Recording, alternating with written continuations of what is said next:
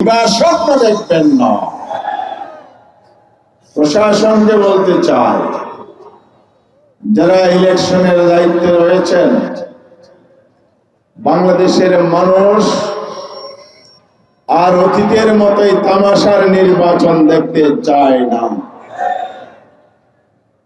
আমরা বিভিন্ন পর্যায়ে দেখেছি 54 বছরে, বক্তৃতায় শুধু 15 বছর বলি তা নয়, 54 বছরে 2-1টি নির্বাচন বাদ দিলে অধিকাংশ নির্বাচন হয়েছে প্রহসনের নির্বাচন। দেশে বিদেশি অসংখ্য পর্যবেক্ষক বাংলাদেশে অবস্থান করছে। গোটা দেশবাসী নয়, বিশ্ব বাংলাদেশে কারো যদি দুর্বলতা থাকে আল্লাহর ওয়াস্তে ভুলে যান। সরকারি টাকায়, জনগণের রাজস্বের টাকায় বেতন নেবেন আর দলবাজি করবেন, এটা আমরা হতে দিব না।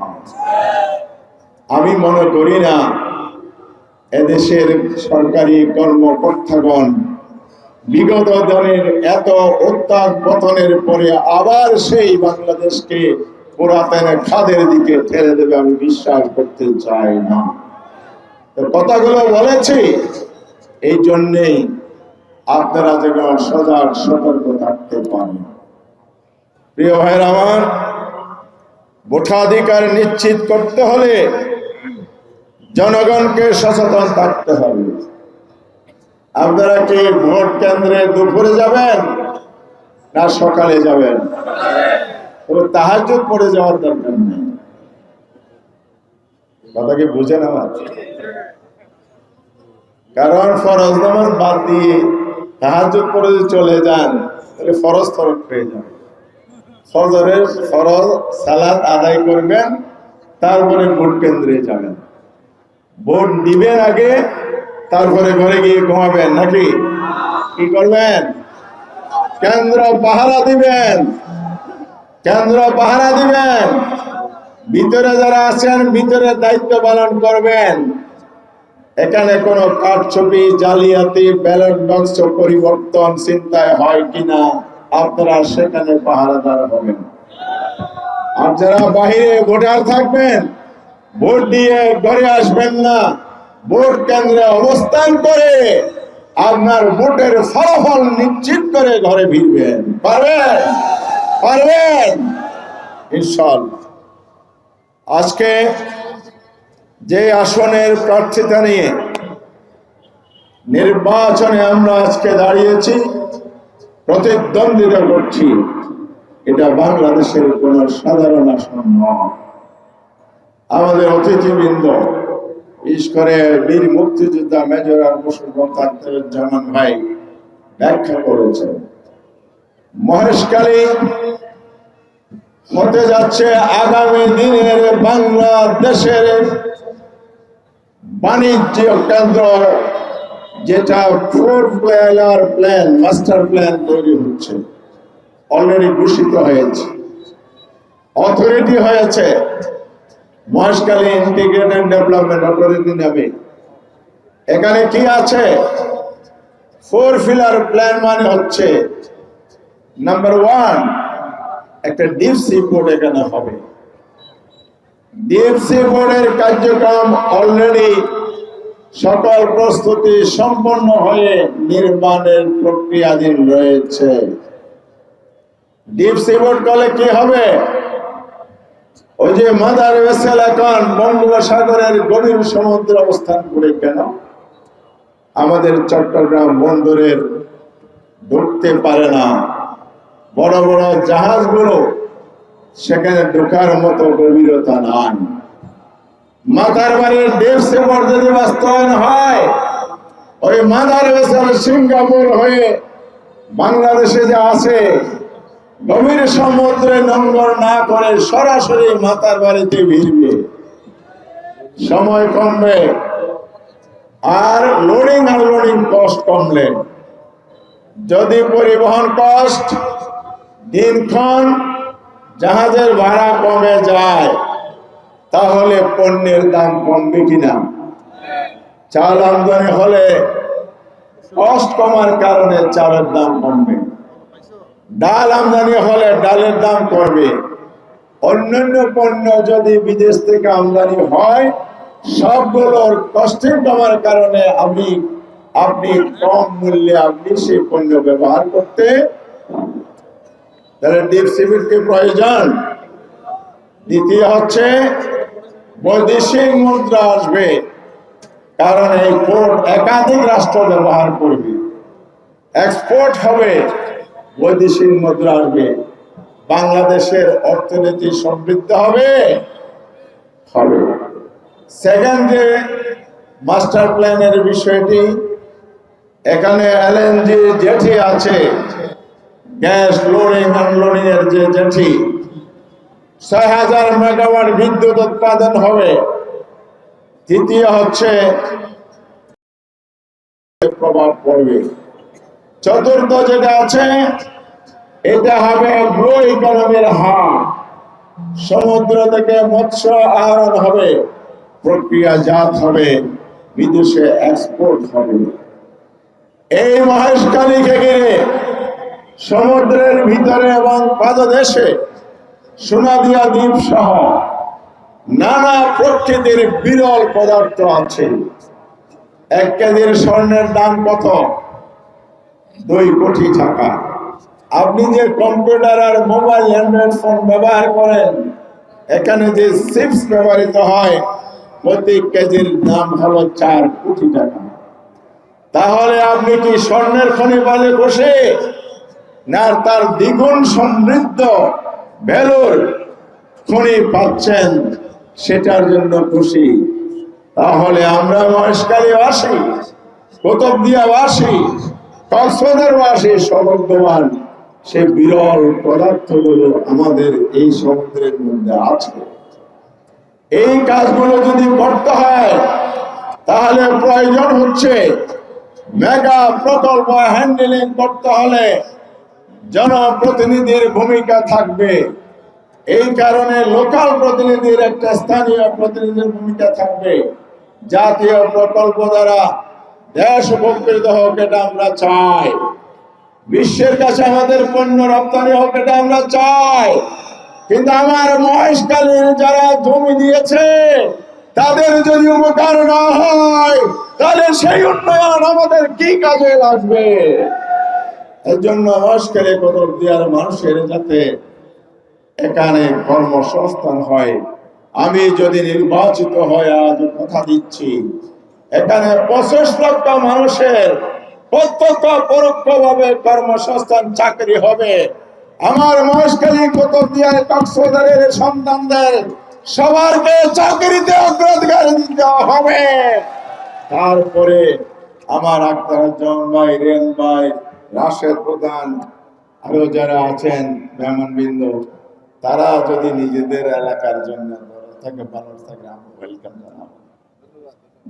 এই জন্য আরেকটি কথা বলবো, বাংলাদেশে মেগা প্রজেক্ট হলে সব প্রতিবেশীদের অন্য দেশ থেকে আমদানি করা কনসার্ন না, এটা আমরা আর গাইতে দেব না। এই গান আমাদের মেধা আছে, মেধার সঠিক ব্যবহার হয় না বলে আমাদের মেধা পাচার হয়ে যায় বিদেশে।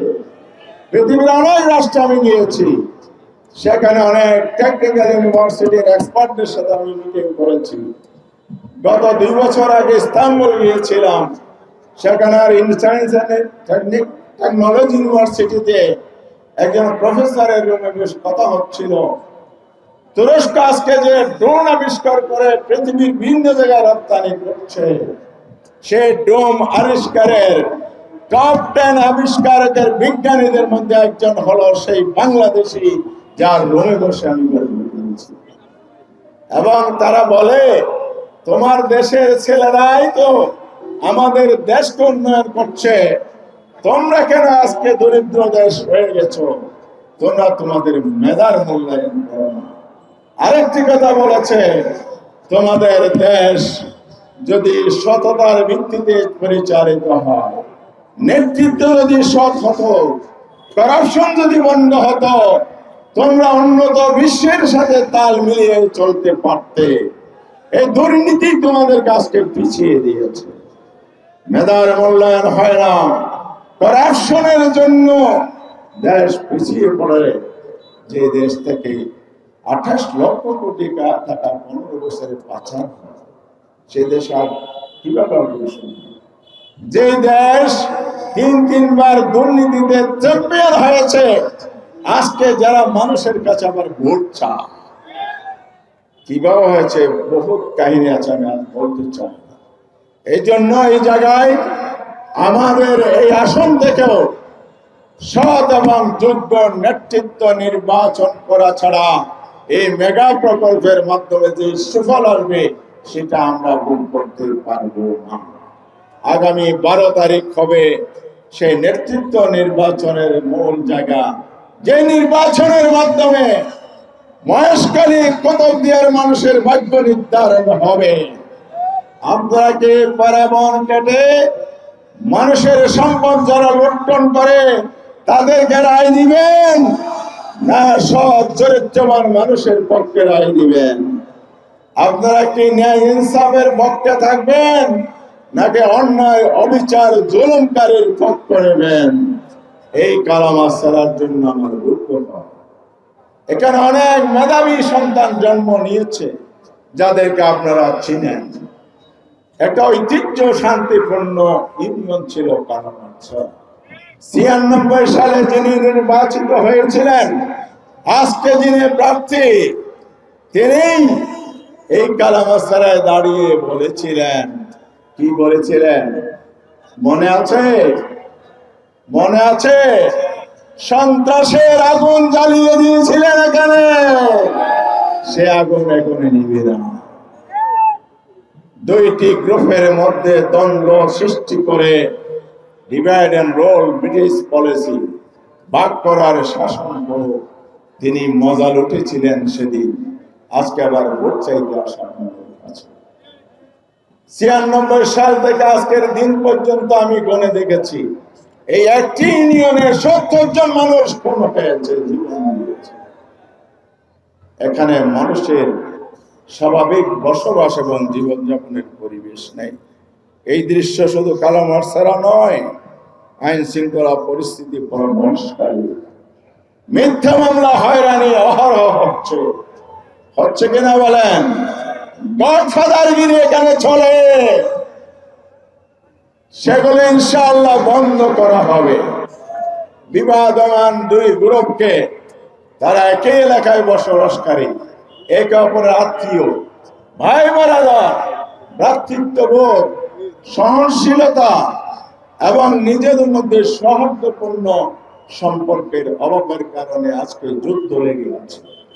আমি যদি আল্লাহ সুযোগ দেয়, আপনারা যদি ভোট দেন, আজকে অঙ্গীকার করছি, আমার প্রথম কাজ হবে জায়গায় জায়গায় বিপদমান গোষ্ঠীগুলোর দ্বন্দ্ব নিরসন করে শান্তিপূর্ণ মহেশখালী আর কালামারছড়া আমি গড়ে তুলব।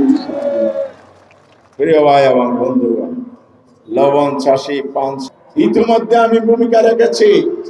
পানের ন্যায্য মূল্য পেয়েছেন? পেয়েছেন। আমি সংগ্রাম করেছি।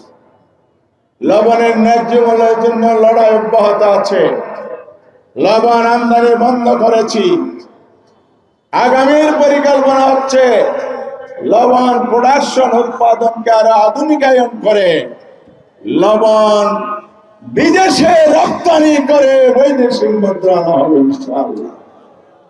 এরপরে মহেশখালী যদি এত কিছু করতে হয়, যোগাযোগ ব্যবস্থার উন্নয়ন প্রয়োজন।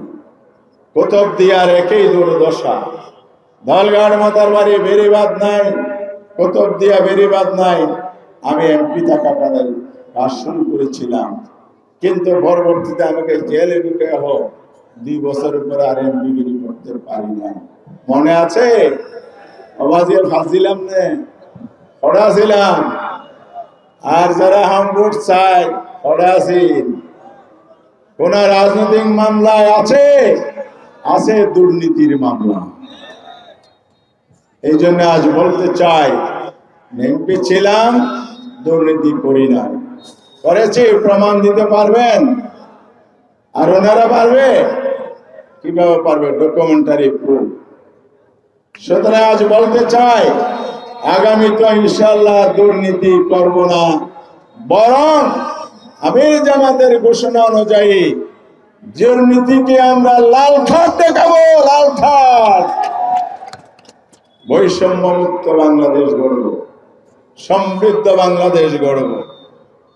শিক্ষা, স্বাস্থ্য খাতে আজকে যে দুরবস্থা, আমি এমপি থাকতে 2 উপজেলায় 2টি হাসপাতাল ছিল 10 শয্যা বিশিষ্ট। আমি সেখানে অবকাঠামো ভবন নির্মাণ করে 100 শয্যা করেছি, 50 শয্যা করেছি। আগামীতে এগুলোকে 100 শয্যা উন্নতি করবো ইনশাআল্লাহ। সেখানে আধুনিক যন্ত্রপাতি, পর্যাপ্ত ডাক্তার, নার্স, অপারেশন থিয়েটার করা হবে। মহেশখালীর উত্তর অংশ আর দক্ষিণ অংশ একটি প্রবাদ আছে, আধার মুশকিলে হওয়ার মুশকিল, মনে আছে না? প্রবাদ ধর্মিকের ভাই শুনই, কারণ ওখানে হলো আমাদের হেডকোয়ার্টার। সেই কারণে আমরা ডেভেলপমেন্ট যতটুকু পেয়েছি সামান্য, কিন্তু উত্তরাংশে আগামী দিনে মাথার বাড়ি যে প্রকল্প হচ্ছে, পপুলেশনও এখানে বেড়েছে, সেই কারণে প্রশাসনিক ব্যবস্থাকে ঢেলে সাজাবো। প্রয়োজনে উত্তর মহেশখালী আলাদা উপজেলা করব, দক্ষিণ মহেশখালীকে আমরা উন্নয়ন করবো ইনশাআল্লাহ। প্রিয় ভাই বন্ধুগণ, কথা শেষ।